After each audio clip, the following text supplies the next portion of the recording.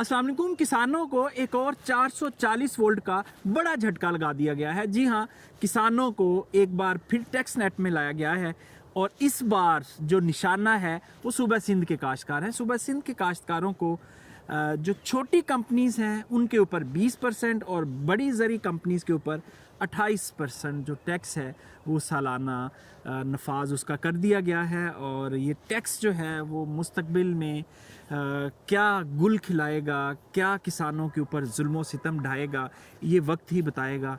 बहरहाल इस वक्त हुकूमत ने बेदर्दी से ये जो टैक्स है इसका नफाज किया है और बड़े ही खूबसूरत अंदाज में शुगर कोटेड स्टाइल में वज़ीर आला सिंध जो हैं वो फरमाते हैं कि IMF के कहने पे वफाकी हुकूमत कमिट करके आई थी कि ज़राअत पे टैक्स लगेगा, इसलिए हम इस टैक्स का नफाज कर रहे हैं, वरना दिली तौर पर अगर पूछें तो टैक्स लगाने का कोई इरादा नहीं है।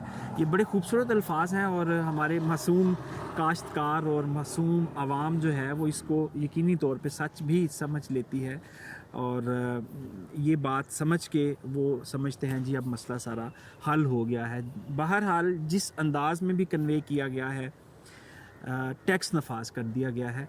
टैक्स के नफाज से कौन कौन सी चीज़ महंगी होगी वो किसान दोस्त जानते हैं कि किसान की कोई चीज़ भी महंगी नहीं हो सकती, वो मुसलसल नीचे की तरफ आ रही है और जो एग्रीकल्चर के अखराजात हैं वो ऊपर की तरफ जा रहे हैं, अब वो मज़ीद ऊपर चले जाएंगे और नीचे प्राइसेस आनी ही आनी है किसानों की। ये हम गुज़श्ता 2-3 साल से जो एक ट्रेंड चलता आ रहा है, ये जो नीचे को ग्राफ जा रहा है ये कीमतों का है और ऊपर को ग्राफ जो जा रहा है वो ज़री मुदाखिल का है और बाकी जो ओवरहेड एक्सपेंसेस हैं उनका है।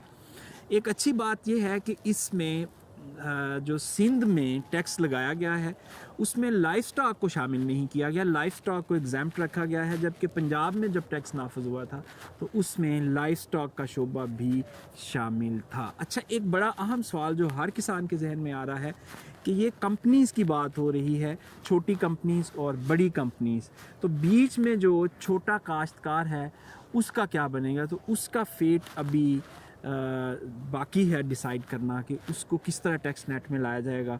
लेकिन बहरहाल जो कंपनीज़ थी वो प्रोसेसिंग वाली हो, वो एग्रीकल्चर प्रोड्यूसर हो, ठीक है, वो मिडल मैन हो, जो भी ट्रांजैक्शन कर रहा है लीगल तरीके से, वो अब 20% और 28% टैक्स देने के लिए तैयार हो जाए।